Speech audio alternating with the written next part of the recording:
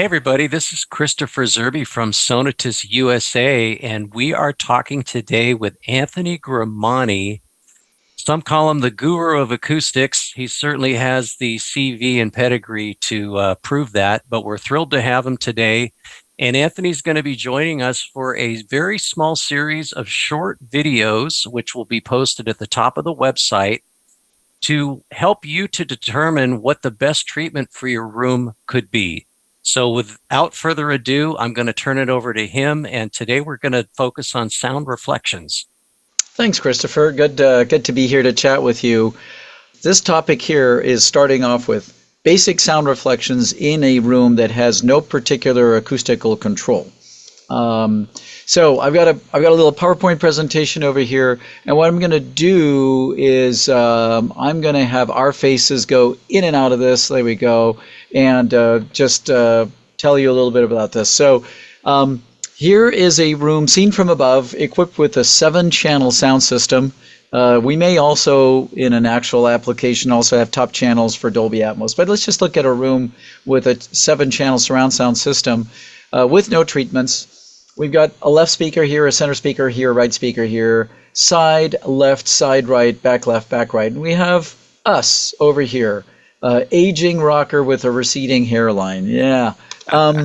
So sound is coming out of the center speaker if you're listening to either the sounds in the middle of a sound field in a cinema soundtrack, or if you're doing a surround sound mix and recording, could be the sound of a snare, sound of a singer that you've panned to the center speaker.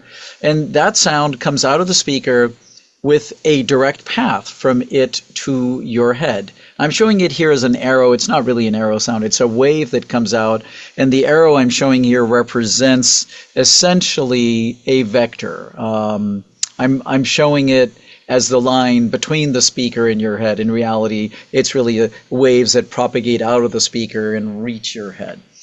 But that first vector is the first one and the loudest one that gets to your head. But it's not the only one out there. Today's speakers are typically wide dispersion, at least up to the mid-range, and leaving off axis 10 degrees off from the direct path between the speaker and your head. The sound will actually miss your head, and it'll bounce off the back wall, then bounce again off the front wall, the side wall, and after multiple reflections, it'll finally get to your ear. If you look at a sound that's 20 degrees off axis to the side of the speaker, still won't hit your ear until it's bounced around the room a few times. Here's one that leaves at 30 degrees, 40 degrees, 45, 50, 60, 70 degrees. I think I go up to there and stop. So this is just the right side of the room. After the direct sound, there's one bounce that's, somewhere around 45 degrees off axis from the speaker that hits the right wall, comes back to you a little bit later, maybe 2-3 milliseconds later. There's another one that actually takes 2 bounces, hits the right wall, hits the left wall, and goes back to you. There's one in there somewhere that hits the back wall, the front wall, and gets back to you. And all these different bounces. There's more red arrows here than there is a blue arrow. All of those red arrows are quieter. Now that's one half of the room. And then this is the other half of the room. Now, this is where things get kind of interesting. I'm only showing the horizontal plane. So the left wall, the right wall, the front wall, the back wall, not the ceiling, not the floor, where there also are bounces. Only showing the horizontal plane. And I'm only showing up to 4 bounces. There could be 5, 6, 7, 8 bounces before the sound finally comes back and finds you. But with just only 4 bounces, you see there are a lot more red arrows than there is a blue arrow. All of them are quieter, but they add up to much louder sound than the blue arrow. So the total sound pressure of the red arrows is 2 to 3 times higher than the sound pressure from the axial vector. Which means that you're hearing more sounds bouncing around from the room than you are coming directly from the speaker, and chaos reigns. Chaos being you're trying to listen to the sound of the speaker, but instead you're getting all of these reflections, these echoes, these extra bounces off the room, and you're like, I don't really know.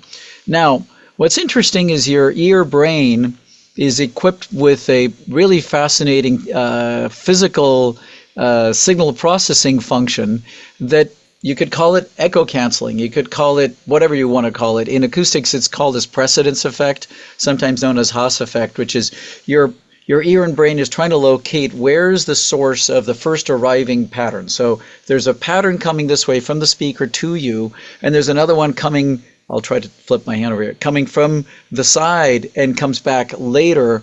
There is a little process in our brain that goes, okay, I see the same pattern coming from these two different directions. One arrived a little quieter and a little later.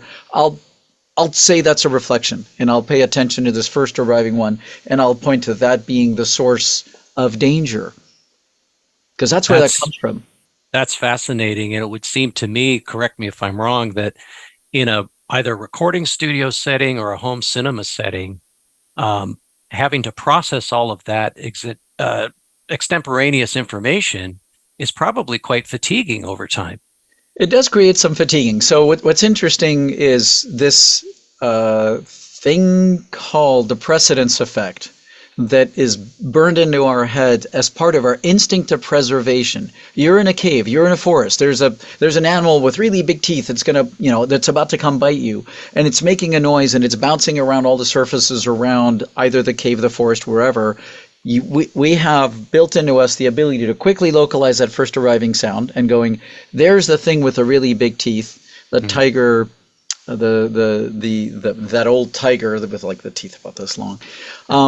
Run, don't run, do whatever you're going to do at this point. It's fatiguing because it creates a process of adrenaline in us that goes, okay, where is it? Where is it? Where is it? I better get ready to jet. But even though we are in a space, and that I showed you over here, that's got a dominance of reflections, we hear it coming from the center speaker. So that's because we focus on the first arriving sound. The reflection patterns do need to be consistent. So if the bounces off the walls are not exactly the same as the direct sound, it's a little harder for your brain to go, here's the first arriving sound. It takes brain power. Ultimately, it's fatiguing. So if you are watching a movie and you've got a lot of sound reflections in the room, you'll still hear that the center sounds come from up there. You'll still notice that it's coming from that location, because the brain process is going there. But for 2 hours, you got to go, okay, I'll ignore the reflections. I'll ignore the reflections. If you're mixing a track in a studio that's got a lot of reflections, you'll hear that it's the left or the center or the right, the phantoms around there, but it takes brain power. And Christopher, I did a project years ago where in a post-production facility in Hollywood, we were hired to design and equip the room with all new acoustics, all new speakers.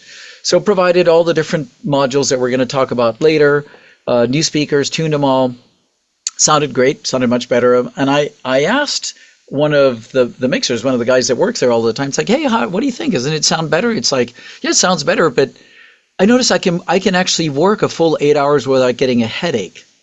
Like, wow.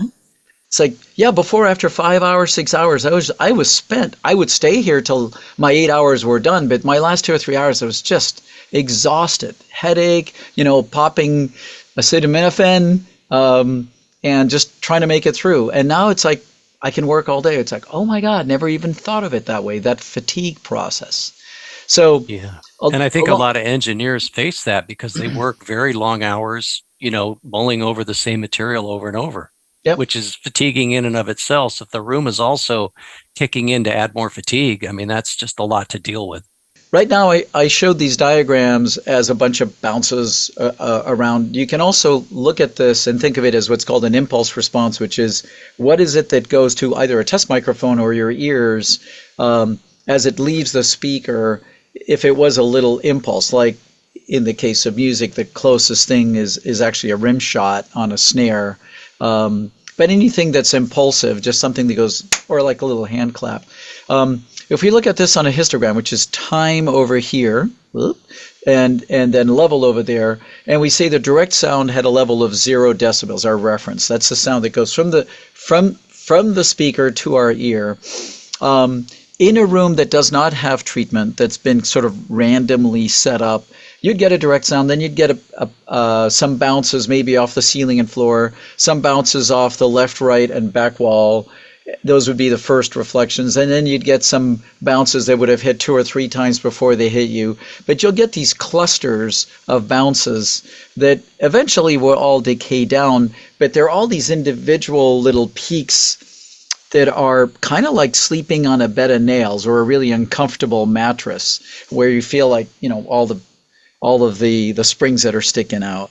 This, when you see this on a impulse response test, as it's known in acoustics, that's usually going to lead to a room that don't sound so good in proper Mm. English. The target that we're trying to get to is a room that's like this, where there's a direct sound, and then a little bit later, with some level attenuation, there's some reflections, and then more reflections, and more reflections. But they're evenly distributed over time, and they fall down easily and constantly. So, from a total geeky acoustical histogram point of view, this is where we want to get to. Mm. And this is the first point where I'm going to go. So, a lot of reflections are a problem, but you don't want to get rid of them. You just want to organize them. You want to control them so that they're not clustered, they're not too loud, they're not randomly adding up for all these places. And you want to do something so that they're still there and then they're smooth. And over these sessions, Christopher, I'll just show you all the different tricks to get to this target. This is, again, the really geeky acoustician impulse response way to look at this stuff.